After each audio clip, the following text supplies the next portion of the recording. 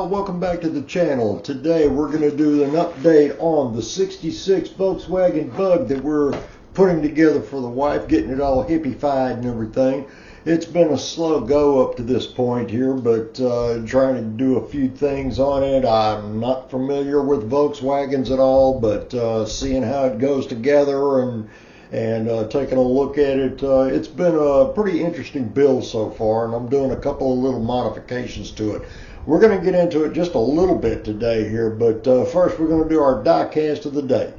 Okay, this is our diecast of the day, and since I don't have anything really in a theme to go along with the car that I'm building, and translated basically into I don't have any foreign built machines in my collection, we're going to break out the 1970 AMC Rebel machine. This is probably one of the nicest cars that AMC ever did in their existence.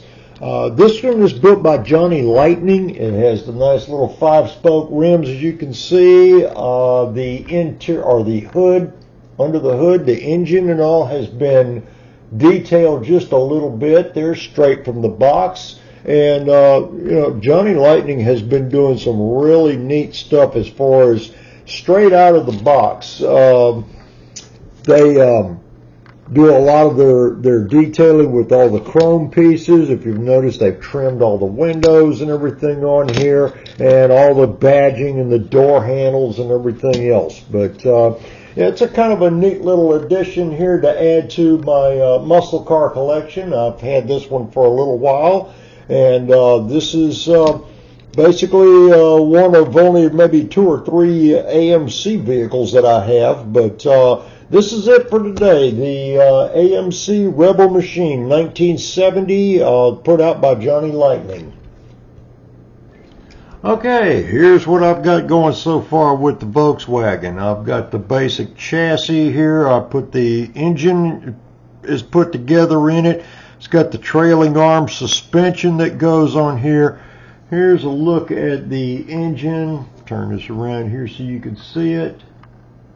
And right there is the engine. I do have the coil wired right here for it, or a wire on it, but it's not attached yet because I don't have the distributor in it.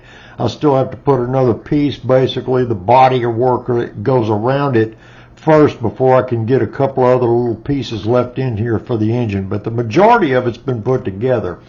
I haven't done anything on the bottom of it. I did paint the bottom edges here with a gunmetal, and then I used actually NATO black, Tamiya paint NATO black on the bottoms of it right here. It's kind of a flat, and it's really not black. It's more of like a charcoal gray, but I really like it for using it for various things like that, for panels and stuff. It doesn't have that black shiny plastic look, which I like back here. I'm going to have to do with maybe put a little dull coat on it. I did use some panel liner on the engine, and just to kind of bring out the ribs and everything here in the bottom and give the transmission a little bit more detailing. The front end is all put together on here and ready to go. It is going to be a steerable model. I haven't really done anything with the interior yet. It's all primed, but that's going to get worked on next. But this is it right here so far. The engine, come on, focus. But there's the engine, transmission assembly been put together here on the frame. I am doing some different wheels on it than what comes in it. Here's the spare tire, which is just your standard issue Volkswagen tire that does go up in the front over here, but we are going to do something just a little bit different here. I got in my box, I have some centerline wheels here. In the box, I painted them with flat aluminum. I used just black on the lug nuts, and in the gold in the center is actually the Tester's metallic amber. My lettering job here on the tires are not the best in the world, but it was tricky, but they all turned out fairly decent anyway. And then I used a little bit of panel liner in here to bring out the center parts of the hub. This wheels are different. Most of your model car kits have the back side of the hub with a hole in it, and it goes onto the axle. These are the Tamiya wheels actually had a pin that went into the rear end. If you look here, that's where the wheel is going to go into. So I had to kind of modify my own just a little bit here to get them to fit. But I think it's not going to turn out too shabby once it's all done. Here we go. You can look at the rear end there. So it's going to be something just a little bit different. I'm not going to go crazy with any kind of customizing or anything. I'm really not at that level yet. But I got the wheels all set up and ready to go on it.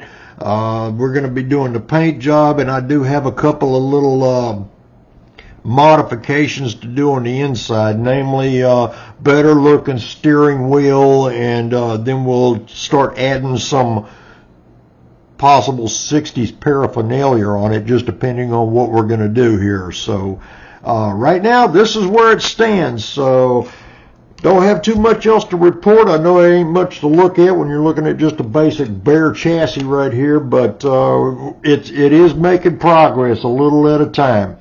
But anyway, that's it for this week, and hopefully we'll have a bit more taken care of here. I've only got just a few days to be able to work on this when I get time before we actually leave to go visit my dad in Texas for Thanksgiving. So this is it so far. So until next video, y'all be good.